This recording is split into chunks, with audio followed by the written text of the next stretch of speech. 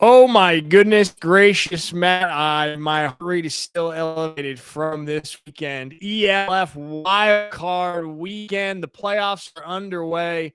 Saturday was absolutely crazy. Yesterday, Sunday, still great, a little less exciting, but what a way to kick off ELF weekend playoffs this weekend. Matt, how's it going, man? Well, wildcard, man. Yeah, that weekend, first one of the playoffs, I feel like it lived up to the expectation. We got closure on some storylines, some reopening of others, some heated rivalries, all coming together rather beautifully. I can't lie. Yeah, exactly. Yeah, a little closure on some storylines. I like that. There we go. Everybody in the chat, what's going on? AKA Jones, Zway, ELF fan. How you guys doing? We're live on Twitch and YouTube. And of course, we got you right here on Instagram as well. So you guys participate in the chat wherever you are watching. When we're talking ELF football playoffs, baby. All right, Matt. Let's give them a little rundown what we got. We're going to go into the games. We're going to talk about the games from this weekend. Obviously, Munich, Paris, Madrid, Rhine Fire. Rhine Fire posted an interesting video on social media. Got some people up in arms. Some people are upset. Some people think it's funny. We're going to talk about that, and you guys got to give us your opinion on it as well. Take a look at the playoff picture. 4 teams remain, and then we'll talk about the MVP candidates from this weekend. Who showed out, who does be in the conversation, nominated, and then we'll look forward to semifinals and some all-star voting talk. All-star voting is open. Matt, I know you did a pick live stream all-star, and we'll talk about that in a little later too. So welcome in, everybody. Marcus, what's up, man? And Matt, let's get into it. Starting off, first game of the weekend, Munich Ravens, Paris Musketeers. I had the privilege of calling this game, screaming my head off. It was an emotional game. Matt, talk to me about this one, brother. Oh, man, where to start is honestly just the problem is this was just so action-packed you can read. Well, let's start with the returns. That's usually we start the football game. Austin Mitchell taking it out 50th time. The craziest thing I've ever seen for a kickoff team to just stop kick into a return. Like, that blew my mind. They just actively thought, we ain't going to mess with Austin Mitchell today. Kick it away. Let them start over there. Mental. Absolutely blew my mind. And, of course, Valum on the ground. Ben, give his shout out to him in sort of the pre-game, and he ended up having a big game. Rather Glenn-esque, actually, with his 3 scores on the ground. It's a little bit slower for the Paris passing offense, of course. Less yards. It's a big discussion. Is the yards and the yards per play for Paris. But then when he started like at 50, it's kind of hard to have more yards than 20 or 25. So that comes into factor. Both defenses kind of got shredded. Zach showed the dog when it needs to be. He's overcome that playoff drought that people were talking about. Ravens had their moments, their big plays. That third quarter, 3 scores in 3 minutes. The whole third quarter in general, there was like 38 points between both teams. Absolutely incredible game.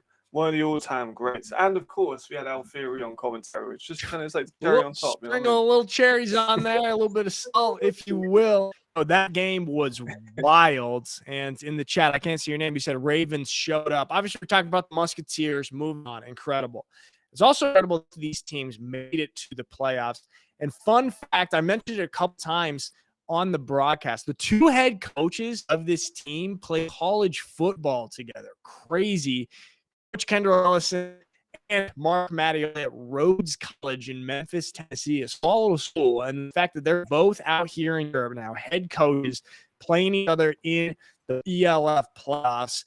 And like they had way different paths to get here. Kendall's been out here in Europe like nearly a decade and a half as a player and then a coach up in North Germany, and then he found his way down here. And Mattio, he's just been in Europe for 3 years now.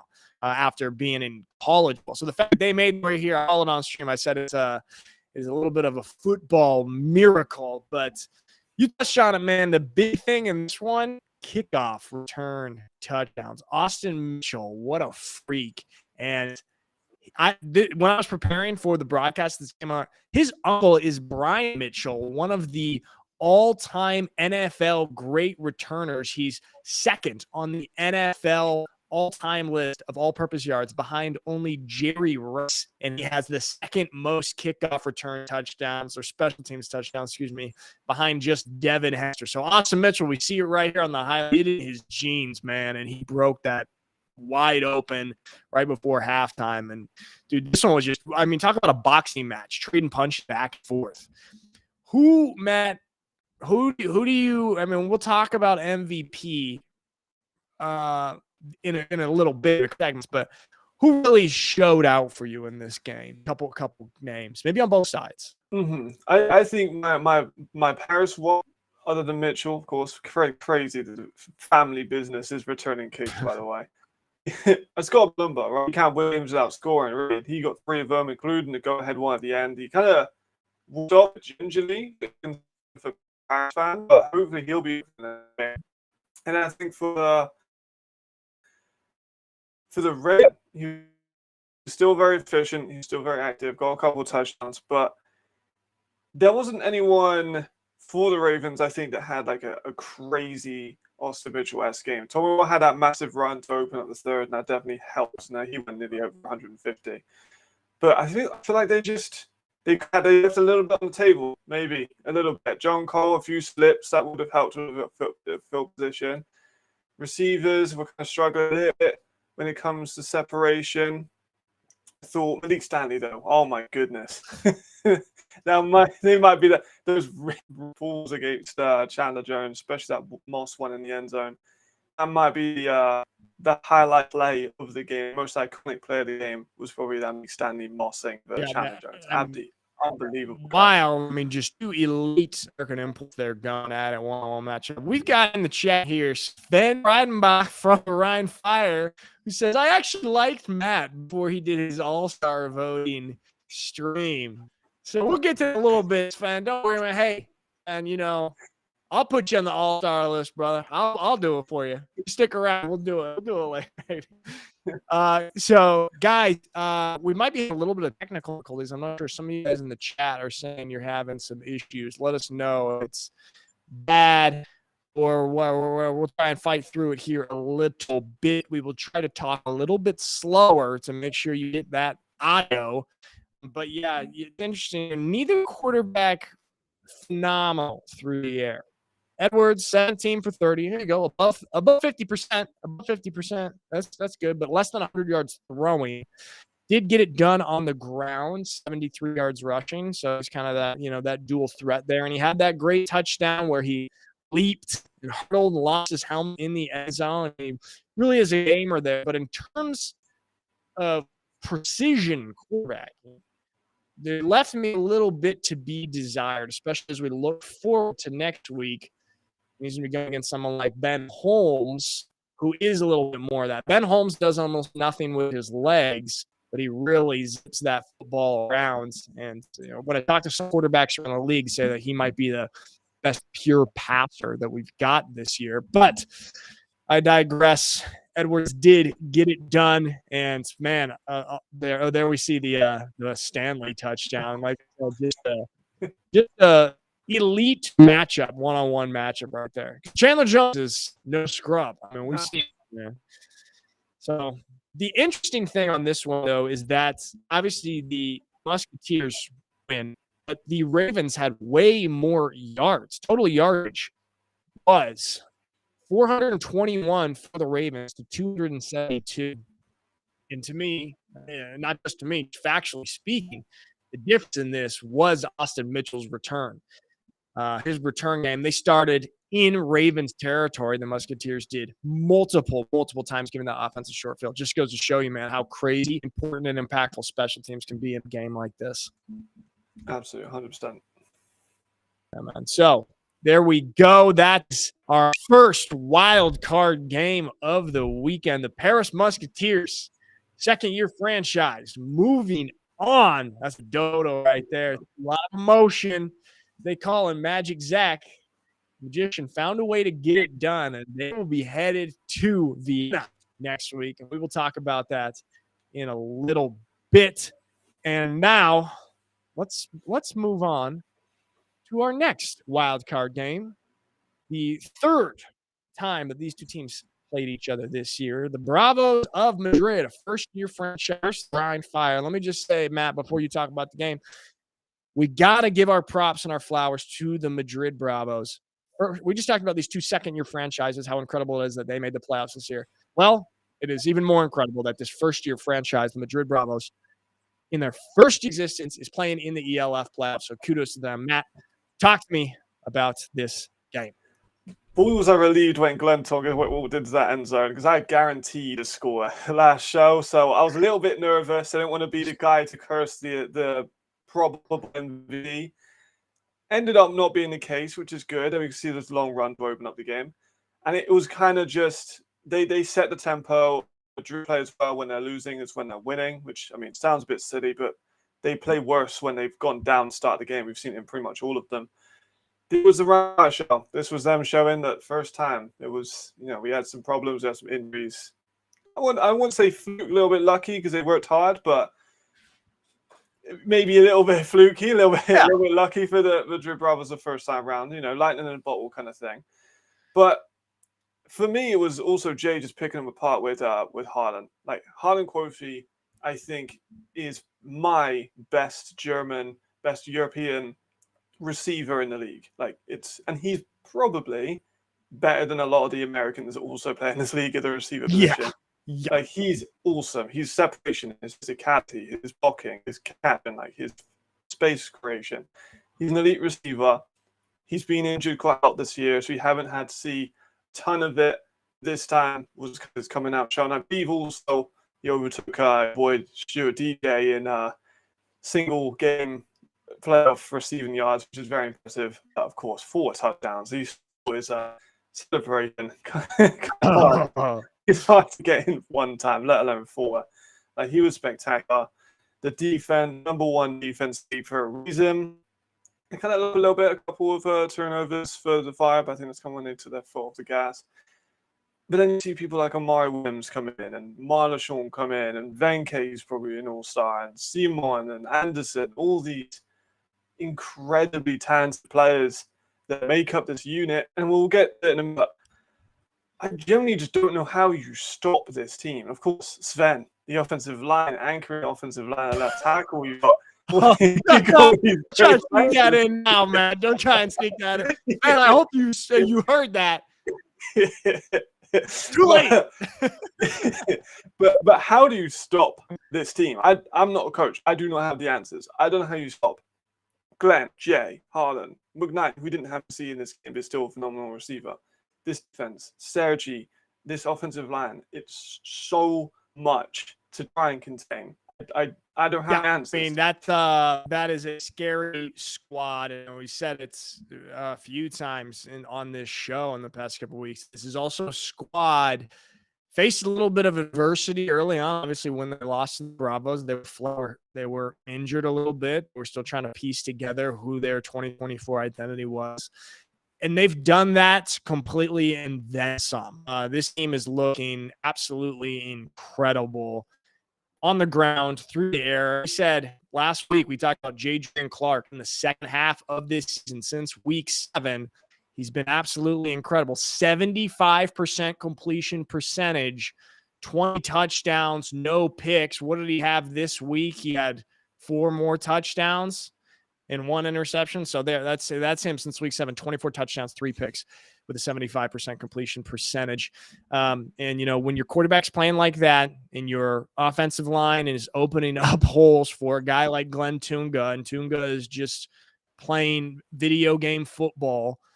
Yeah, it's tough to stop, man. It is tough to stop. This is going to be really intriguing as the Fire go on the road next week to play the Stuttgart Surge, a rematch of the 2023 championship game. And this is one, maybe we'll talk about this a little bit later when we do talk about the semifinal weeks. But, man, that one's going to be crazy. The Stuttgart Surge defense, they've got a very, very good defense, really well coached, a lot of talent on there. So I'm very curious to see that Rhine Fire offense go up against that Stuttgart Surge defense, man. But, I mean, you said it, look at Harlan Kofi there, the 4 touchdowns. That's just ridiculous. But the Madrid Bravos, I mean, what do you think, man? What do they do? Do they stick with a guy like Steven Duncan in the offseason. They try and get Helbig back.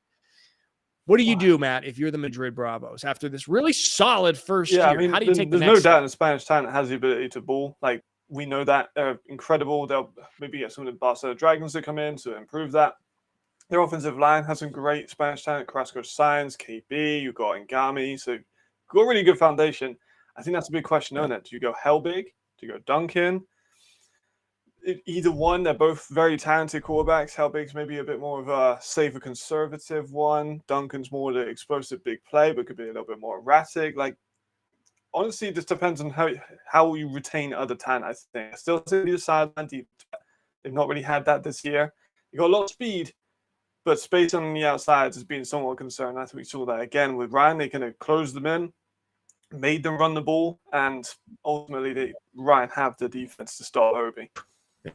In the chat, Marcus says the Bravos forgot their O-line on the bus. Just lastly, before we leave this game, the Bravos had way more offensive plays, yet the Rhine Fire averaged 3 times the yards per play that the Bravos did. Bravos averaged about 3 yards per play. Rhine Fire, 9.5. So that's it's not going to get it done there. And we see final score 40-10. So the Rhine Fire are able to punch their ticket to the semifinal. Now, Matt and guys in the chat, please give us your opinion on this. The Rhine Fire posted a very interesting social media video after the win yesterday, and they referred back to the Madrid Bravos, who had posted a video on their social channels with some newspapers that said Bravos made it when it was announced that they made the playoffs, the first team. The Rhine Fire apparently took that personally, and after that game yesterday, they made a real dagger of a video. All the Rhine Fire players, the superstars, waving bye-bye, bye-bye, flipping the Bravos ball upside down. There we go. We're going to show it on there. And a lot of controversy surrounding this video. Matt, your thoughts, guys in the chat, your thoughts. Oof, let me just clear my throat. I love this. I know people got angry. People got haters, have some clap. I don't care. I like this. This is rivalry. This is what sells. You think people in New York and Philadelphia get on when they play football games? No. Like, that's what makes that rivalry great. You've got every single sport has rivalries. Every single individual sport has rivalries. Everything. So we need rivalries in this league. These are fun. These are interconference. These teams are going to play each other again. It's entertaining. It gets people talking. It gets the league out more. I see absolutely zero something wrong with this. It's not class that they won. Like, you don't want them to do that. Win. Like, as simple as it is. You don't like the disrespect. Go and punch him in the mouth in the next game and win the game. That's all it takes. You know what I mean? Like, that's all it takes. Beat Rhine Fire. That's all it takes. But, like, it really is as simple as that. If you don't like it, don't let them do that. Remember that next year. Come out with a little bit more fire in your belly next year and come prove wrong. Do the same thing to them. Mock them. That's what makes this fun. This is a back and forth league. It's personal. Business is personal. You know what I mean? Like, that's how this is. I love it. I know a lot of people were angry.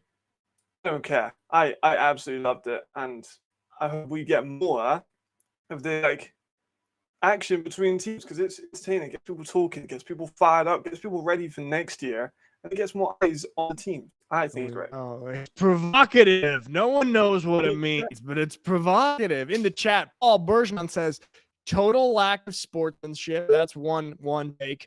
Glenn Tunga, he's pretty good at football. I've seen NFL teams do work. I think actually the San Diego, or I guess Los Angeles Chargers now. The social media teams are wild. A.K. Jones says, I'm for it. Ace Man says, I love it. When Madrid will beat the Fire eventually, they'll have sweet revenge. And then Paul says, they should have just assumed that and let the comments be open. That is the big criticism of the Rhine Fire media team. They posted it, received backlash, and then they turned off the comments. Just kind of the close your eyes move. If you're going to post it, you got to lean in. You got to embrace it. Can't run from the comments. If you're gonna dip your foot in the water like that, which is interesting and fun, you got to leave the comments on, keep the conversation going. It's my big criticism. Also, all right, so you can say, here's my take. Matt, you love it. You're fully for it. I am on one hand for it. On one, like I would say, it's not the classiest thing, right? It's not the classiest thing. But I do that. I'm helping to run a social media account for one of the teams. Would I do that? I probably would not do that, but that's just because that's my style. The Rhine Fire have a different style. Also, in terms of the broad storylines of this league, the Rhine Fire, they're kind of the big bad guy. They are Thanos. They are the guy, they're the reigning champions. They've got elite talent. They've got the NFL head coach. They've got the best, biggest stadium. They've got the most fans. They're up on the perch there. They've got the target on their back. And they kind of know that too. Kind of know that. They kind of lean into it. That's all what makes things fun. If you watch a movie, if you watch the Avengers and there's Thanos, who are the Avengers battling against? What's the storyline? What is the way to progress and win? And so the Rhine Fire are Thanos of the Avengers, and they know it. And while I personally probably wouldn't do it because it does create bulletin board material for other league or teams, it's Rhine Fire style, and I am here for it. We do need a little bit of that spiciness in this league. And so my biggest criticism, leave the comments on. Mm-hmm. If you're gonna go out there and if you're gonna enter into the arena of controversy, let it be talked about. So that's what I got right there. Marcus says fire the heel of the ELF. It's a little bit blurry here, so I can't see the comments in the chat. Okay, AKA Jones says if you win by 30, you can do something like that. Yeah. So there we go. That's what we got. It's a little bit of back and forth, a little bit of controversy, but overall, we're talking about it today on the show. And that's what the league needs. We need more story. Some rivalries are good. And if Taylor's feelings get hurt, that's part of it. And you have the opportunity. But the one thing I will say is I don't want to like diminish what the Madrid Bravos did, because that was an incredible season for them. I know they hate us. They hate me. They maybe hate you just because of association with me, Matt. Allowed into Spain for a 2-year period. But Madrid Bravos, good job. There you go. Glenn Tunga says the bad guys make the movies better. They do. Not a fun movie to watch if there's no bad guys. And sometimes, guys, the bad guys win. And those are interesting movies too. So, there we go. That is our wild card weekend. Whew. Hyped up, Matt. Hyped up. Me too. Really hyped up. There we go. So let's take a look now, Maxie. You want to put up the playoff picture. Show us what we got coming in semifinals this weekend. And there it is, the beautiful playoff graphics. We've got a rematch of last year's championship game, the Surge and the Rhine Fire, coming to Southern Germany this weekend. I'll be at that game, filming on the sideline. I'll be getting some shots of you, Glenn. I'll get some good content of you. And Sven. And then the Paris Musketeers and the Vienna Vikings, the two non-German teams, which we love to see. We know to have a championship with two different countries in it. That's pretty damn cool. But, Matt, your thoughts on these playoff final games? Let's start with the Musketeers and the Vienna Vikings. What are your thoughts on this? This game, man, I'm high in this game. This is going to be so good. I don't know. Like, there's so much unpredictable stuff that can happen. You've got the first time the Vienna really playing like a true contender, so that's a question mark. All the weight's kind of on them at the moment. Zach's proved, hey, I can win a playoff game. I can make that iconic run, flip over a defender, and scream at the camera, and that's an iconic moment. He's got it under his belt now. He's removed the stigma that he can win playoff games. You still don't know that about Vienna. We need to see them step up in competition. They've had a couple weeks off. How are they going to look when they come back? That's a question mark as well. So all of the question marks currently on Vienna. In terms of play style,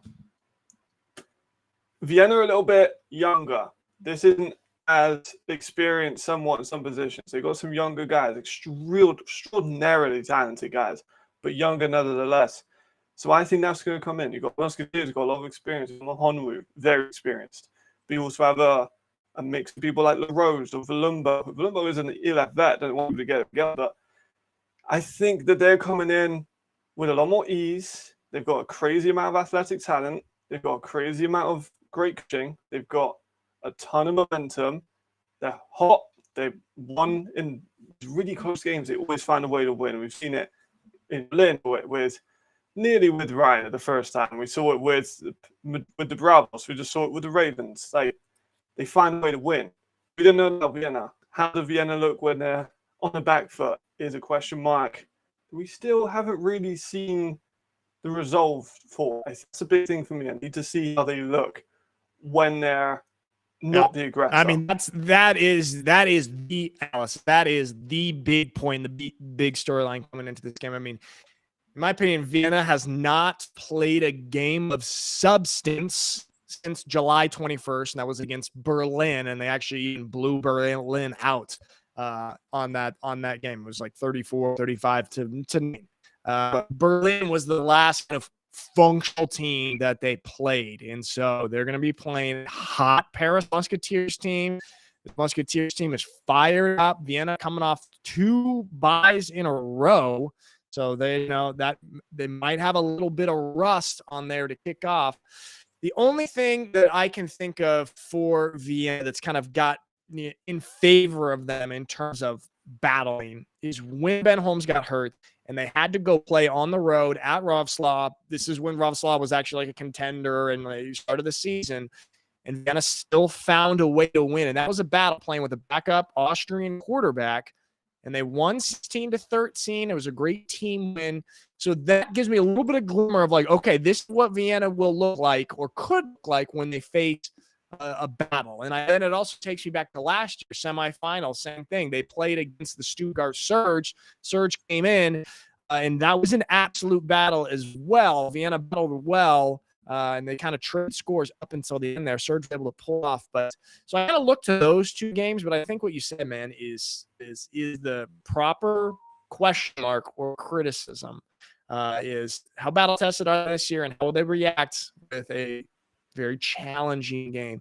Matt, when you look at these 2 quarterbacks, Ben Holmes, first-year guy in the league, obviously a ton of talent, played in the Canadian Football League and had success in North America, and then Zach Edwards, who is a veteran, the quarterback veteran of the ELF, basically. What is your analysis looking at these 2 different quarterbacks leading their squads this weekend? Oh, that's different, aren't they? Like, Edwards is the run, short, intermediate passing. He can take the top off, but is majority going to keep it on the ground and escape the pressure? Sometimes to his own detriment, but most of them works out well. He's 6th in the league for rushing. That's the quarterback, which pretty is crazy. insane. But then you got Holmes, more pocket, stays in the pocket, turns his hips, dissects defenses, and he's kind of everywhere on the field. He's also got Reese Horn, who's leading for a lot of the league season in terms of his yards, even though he lost the game at the beginning. You've got Torre, who is one of the best debut seasons we've seen from a receiver in ELF history. You've got Johannes Schultz, who is a vastly underrated young player.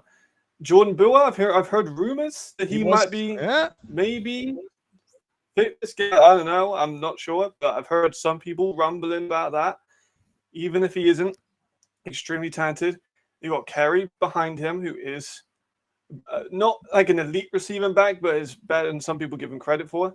And he's a large part of this. It's going to help soften up the defense for Holmes to pick apart. That's how that works. They use Kerry in the first quarter, and then they start to get Holmes involved in the second and third and fourth. So I think we'll see a lot of that. Holmes is a very accurate quarterback when he needs to be, but sometimes you can have maybe some lapses, and you can throw a little bit outside, and it might be a bit vulnerable to turnover creators like Chandler Jones. That's the key, I think, is are they going to keep American on American? They're going to try and match up because they've had injuries at corner. You remember Fire the second time around. They picked on the French corners a lot when they tried it up. I think Torre is bigger, he's stronger, he's more athletic than a lot of the DBs that Paris are going to have to offer unless they move Beard down.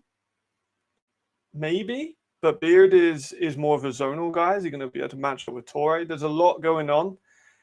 That's for the offensive coordinators and defensive coordinators to figure out. But in terms of Edwards versus Holmes, also experience comes into it. But again, which experience you value in? Your European experience, North American experience, the ELF experience? Like, which one's valuable in this situation?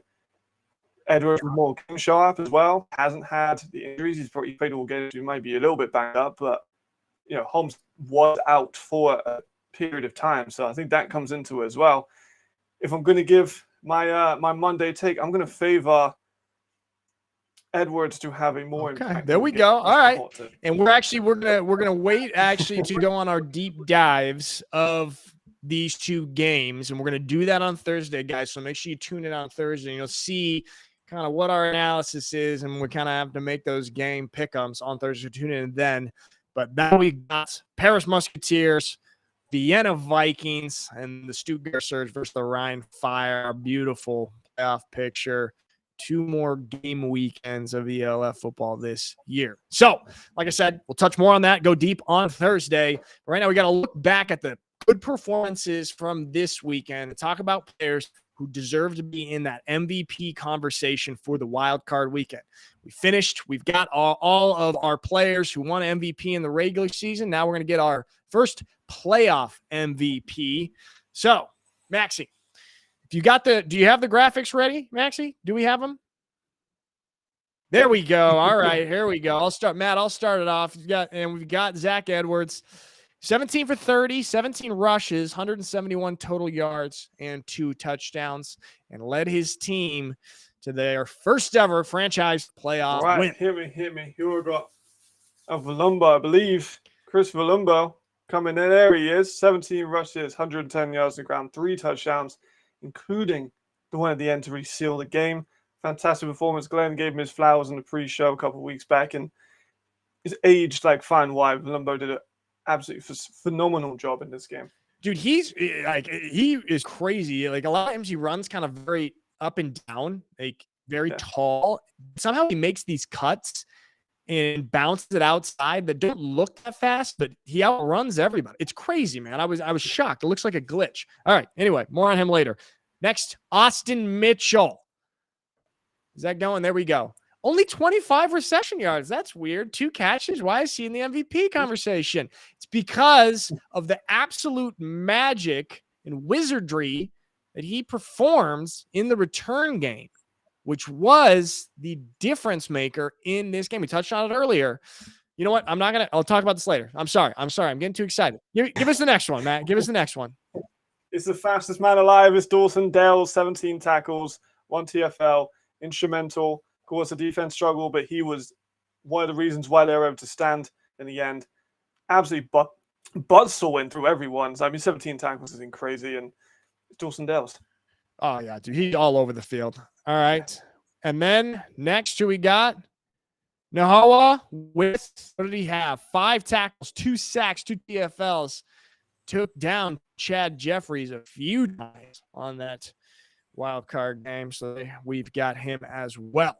Next one, Maxie. Next one up, John Cole. Not only an outstanding return game, but also played defense. That's not his natural position, so he deserves his flowers for that. But 253 return yards, 1 touchdown, that big one in the third, swung momentum back towards the Ravens, and absolutely was one of the reasons why they were still in this game for the majority of it. For sure. And then we've got Gator, Dart Clark, Jadrian, 12 for 17, 232 yards through the air and 4 touchdowns, helping lead his squad to a victory. It's Tonga time. It's always Tonga time. Every week's Tonga time. He goes in with 11 carries, 143 yards, 2 more touchdowns.